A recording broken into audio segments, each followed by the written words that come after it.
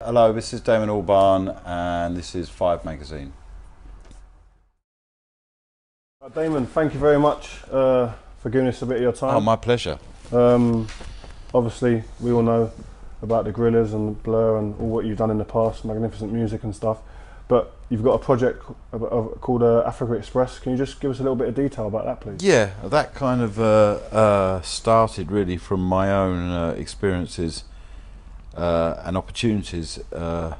Firstly in West Africa, in Mali, and then I had a chance to go to Nigeria, and then I had a chance to go to Congo, and then I had a chance to go to Ethiopia, and felt that in a way it had done so much kind of sort of for my head, and what the kind of people I'd met there and the energy I'd felt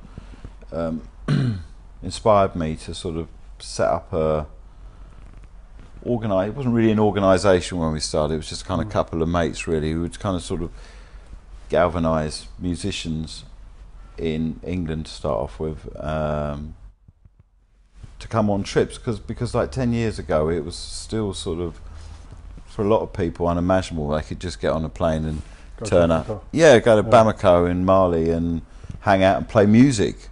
You know, it was also so, you know, this term world music always troubled me, and always felt like if you were doing anything, I mean, I'd originally gone.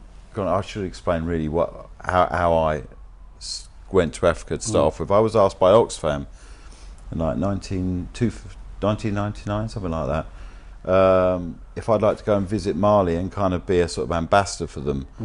And I'd sort of grown up with a slight sort of issue with that role of, you know, celebrity going to Africa, and I'd seen Live Aid, and I'd seen how kind of sort of, you know, good its intention was, but it was what effect it was really having. The effect it was really having, and so when I agreed to go, I said, well, I'll go, but I don't want to kind of, you know, sort of land in a helicopter and get out and shake someone's hand, you know what I mean, that kind of vibe.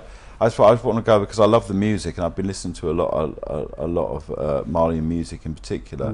I like to go there and just record stuff and hang out with musicians and maybe strip it back and go in raw type thing. Yeah, and just play with them, and you know, and kind of educate myself as opposed to sort of separating myself. Just really, you know, be immersive in it. So that's how it started for me, and I got really into it, and I made this record called Mali Music that I put out, and you know, ever since has kind of raised money for Oxfam. So that felt like that was a proactive, positive way of also broadening my horizons.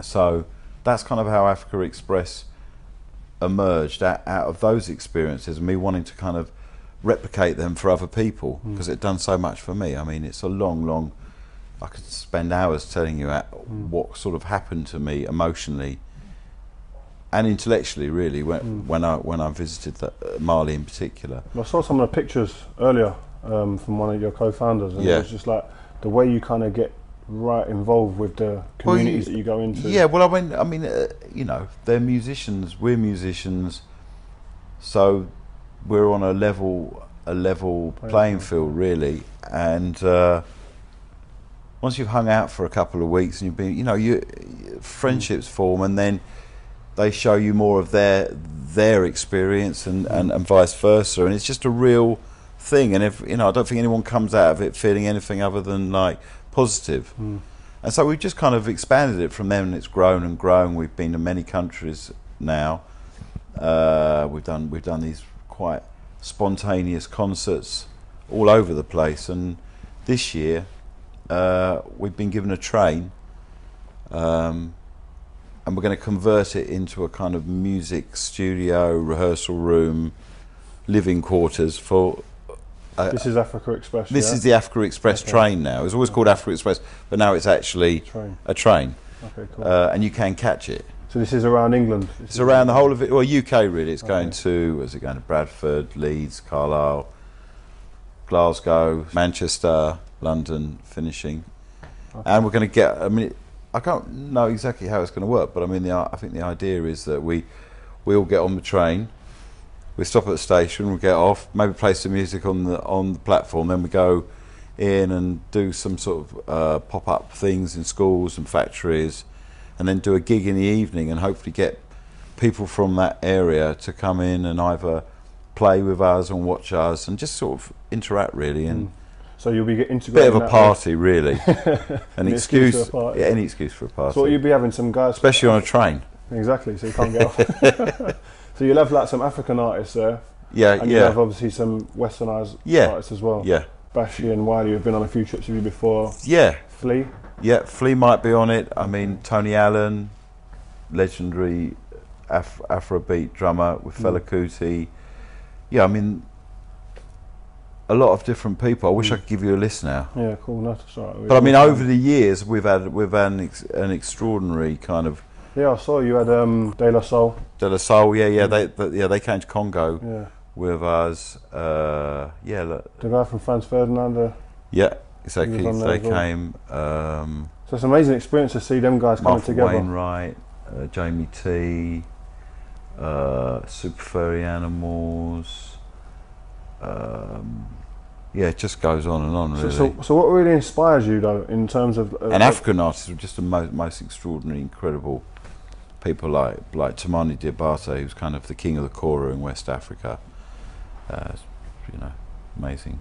So are you into Afro beats? Because that's taken a bit of a big lift off over here now. It has, yeah. I've been into... It's becoming a bit more commercialised now. Yeah, and I'm also really into the kind of house music that comes out of Soweto.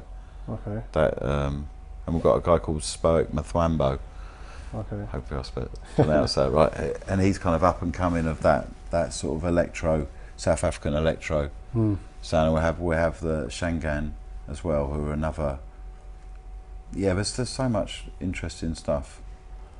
So what, are you going to try and integrate any of the people that are living in England that are African players, footballers and stuff like that? Yeah, well, I mean that's kind of, maybe I can help you with that. You can help us, and and I think in any of those towns, whatever we do, I mean, we haven't really worked it out, but I mean, it's just about kind of people meeting up really and sharing ideas, simply. Okay then. And a bit of party.